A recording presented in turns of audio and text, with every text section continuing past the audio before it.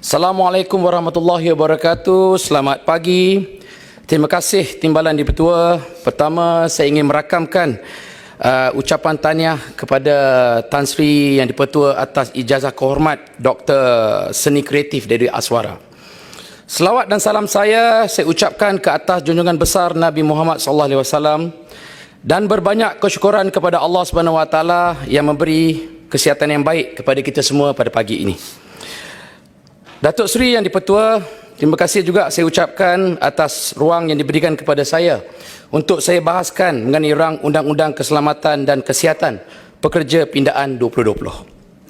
Saya memetik keterangan daripada Menteri Sumber Manusia melalui penyata rasmi bertarikh 27 Oktober yang lalu, iaitu tujuan akta ini dipindahkan adalah yang pertama, Akta Keselamatan Kesihatan Pekerjaan 1994 atau disebut sebagai Akta 514 merupakan satu akta yang membuat peruntukan pertama bagi memastikan keselamatan dan kesihatan kebajikan orang yang sedang bekerja. Yang kedua, dalam akta ini juga bertujuan untuk melindungi orang lain seperti orang awam terhadap risiko kepada keselamatan kesihatan berkaitan aktiviti orang yang sedang bekerja. Manakala yang ketiga, bagi menubuhkan Majlis Negara bagi Keselamatan dan Kesihatan Pekerja. Dan yang keempat adalah bagi perkara-perkara yang berkaitan. Seperti kita ketahui, rang undang-undang ini bertujuan untuk meminda Akta Keselamatan Kesihatan Pekerja atau Akta 514 bagi menambah baik dan memantapkan lagi perundangan keselamatan dan kesihatan pekerja negara ini. Objektif utama pindaan ini meluaskan liputan pemakaian Akta 514 ke semua tempat kerja serta integrasi peruntukan yang terdapat dalam Akta 139 yang akan dimansuhkan. Dalam Akta 514, bagi mewujudkan suatu perundangan keselamatan, kesihatan pekerja yang komprehensif selaras dengan perubahan yang berlaku dalam landscape pekerjaan, teknologi dan proses kerja. Saya menyambut baik cadangan daripada kerajaan berkenaan Akta 514 menggumbalkan landas prinsip pengaturan kendiri dengan izin self-regulation yang menekankan konsep tripartite, iaitu komitmen dengan tanggungjawab kerajaan, majikan dan pekerja dalam memastikan keselamatan, kesihatan dan kebajikan pekerja terjamin. Datuk Seri Yang Di-Pertua, Hari Sedunia bagi Keselamatan Kesihatan Pekerja atau World OS Day pada 28 April setiap tahun bertujuan memperingati kembali mangsa yang terlibat dalam kemalangan, penyakit pekerjaan, peningkatan perangkaan penyakit pekerjaan dan kemalangan mampu memberi impak besar kepada negara. Kehilangan pekerja kemahiran tinggi disebabkan penyakit dan kemalangan adalah kerugian yang sukar diganti. Tambahan pula, kita sedang menuju ke arah negara pekerja berkemahiran tinggi sejajar menjadikan Malaysia sebagai sebuah negara maju.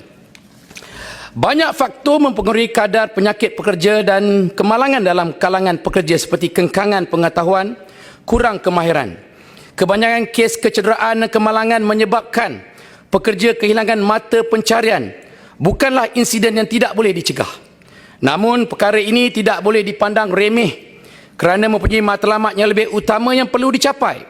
Harus diingat, menjadi tanggungjawab pihak pengurusan untuk memastikan pekerja selian mereka bekerja dengan selamat dan sihat. Ya, saya setuju risiko boleh berada di mana-mana sahaja selain di tempat kerja, tetapi risiko di tempat kerja sangat tinggi yang boleh menyebabkan keadaan seperti fizikal, kimia, biologi dan ergonomik. Perkara ini perlu dititik beratkan oleh majikan bagi membuktikan iltizam mereka terhadap pembudayaan keselamatan dan kesihatan di tempat kerja. Datuk Seri Timbalan Yang Di-Pertua, Seksyen 15/1 Akta Keselamatan Kesihatan Pekerjaan memperuntukkan hukuman maksimum RM50,000 atau penjara 2 tahun atau kedua-duanya atas pihak yang didapati bersalah kerana cuai mengabaikan aspek keselamatan pekerja sehingga menyebabkan kemalangan dan kematian. Persoalan saya pada hari ini, apa pendirian yang telah diambil oleh pihak kementerian bagi membincang dan memperhalusi isu pihak yang didakwa gagal menyediakan prosedur pekerja selamat itu mencukupi? Apakah bentuk penilaian yang dilakukan oleh kementerian untuk mentingkatkan kadar denda maksimum daripada RM50,000 seperti dalam akta tersebut? Banyak pihak yang beranggapan hukuman berkenaan itu terlalu rendah, tidak setimpal berbanding dengan nasib yang menimpa pekerja malang itu. Kerajaan perlu membuat semakan semula dan mengambil kira situasi mereka. Ini kerana hukuman dalam kes jenayah terlalu perlu mencapai matlamat iaitu penghukuman, teladan, pencegahan serta pemulihan. Saya berpendapat hukuman sedia ada ini perlu dinaikkan sekurang-kurangnya penjara maksimum 10 tahun. Ini menjadikan kes ini sebagai kes isu tangkap dan bukan kes saman. Jikalau hukuman kurang daripada 2 tahun, ia tergolong di bawah kes saman dan lazimnya dianggap tidak serius. Datuk Seri Timbalan Yang Pertua. Kedua, menurut Ketua Pengarah Jabatan Keselamatan dan Kesihatan Pekerja, mengikut rekod kadar kemalangan pekerja negara menurun sebanyak 63%, iaitu daripada 5.84 untuk setiap 1,000 orang pekerja pada tahun 2004 kepada 2.18% untuk setiap 1,000 orang pekerja tahun 2020. Manakala kadar kematian pekerja ia menyusut sebanyak 71%, iaitu daripada 7.17% setiap 100,000 pekerja pada tahun 2004 kepada 2.09 untuk setiap 100,000 orang pekerja tahun 2020. Walaupun kadar kemalangan dan kematian pekerja negara mencatatkan penurunan, masih ramai pekerja yang ditimpa kemalangan di tempat kerja. Pada tahun 2020, seramai 32,674 pekerja terlibat dalam kemalangan pekerjaan, manakala 312 daripadanya merupakan kemalangan maut. Justru itu, kadar kenaikan denda yang tinggi untuk kesalahan berkaitan keselamatan dan kesihatan pekerja adalah sangat perlu dan ianya selaras dengan praktis yang dilaksanakan oleh negara-negara maju bagi memastikan majikan melaksanakan tanggungjawab mereka bagi memastikan keselamatan dan kesihatan para pekerja mereka dijaga.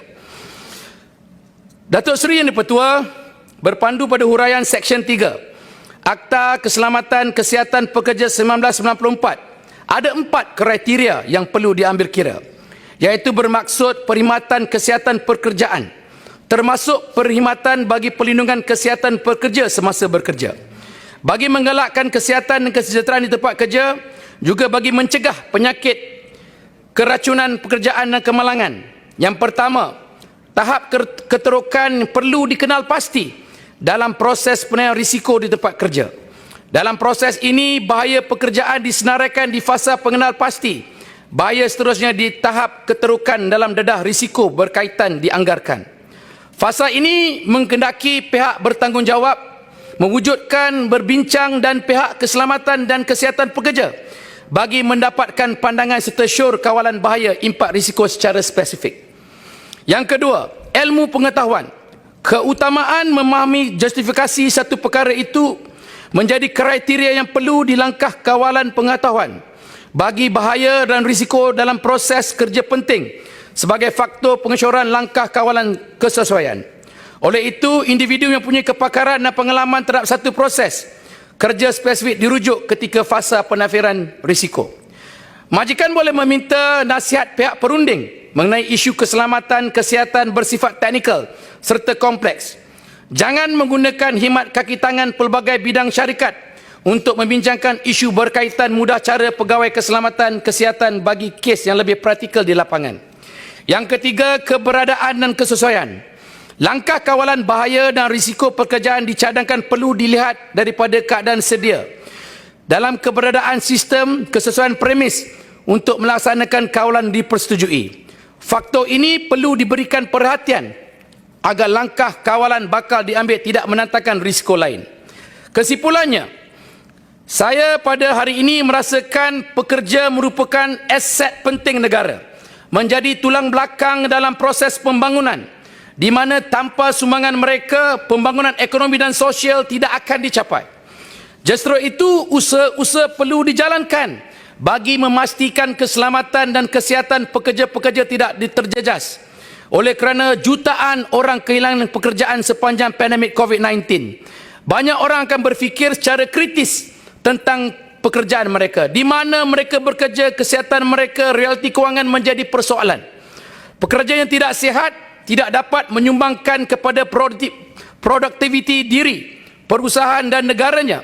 keprihatinan dan komitmen pihak kerajaan untuk meningkatkan tahap keselamatan dan kesihatan pekerja ini akan dapat dilihat dalam penguatkuasaan undang-undang seperti Akta Keselamatan dan Kesihatan Pekerja 1994. Akhir kata, saya menyeru agar usaha daripada pihak kerajaan dan pihak-pihak lain, ayuh sama-samalah kita membantu menjadikan ia sebagai panduan bagi mencapai objektif berdasarkan kepada isu yang timbul.